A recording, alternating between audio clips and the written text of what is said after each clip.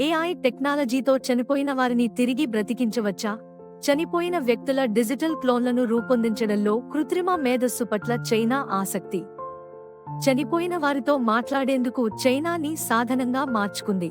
చనిపోయిన వారితో మాట్లాడే సరికొత్త టెక్నాలజీని తీసుకొచ్చిన చైనా, మరణించిన బంధువుల గుర్తింపు ఆధారంగా డిజిటల్ అవతార్లను సృష్టించిన చైనీస్, సరిగ్గా వ్యక్తి స్వరంలో మాట్లాడుతున్న digital Avatar top sweeping festival సందర్భంగా అందుబాటులోకి తీసుకువచ్చిన చైనా, డిజిటల్ మానవుల మార్కెట్ విలువ 2022లో 12 బిలియన్ యువాన్లు, 2025 నాటికి 4 రెట్లు పెరుగుతుందని అంచనా. ఏఐ టెక్నాలజీతో చనిపోయిన వారిని తిరిగి బ్రతికించవచ్చా? ముఖ్యమైన పాత్ర పోషించిన లైమర్లు ఇప్పుడు ఈ ఉత్పత్తులను ప్రచారం చేయడానికి వారి సొంత ఏఐ క్లోన్లను ఉపయోగిస్తున్నారు.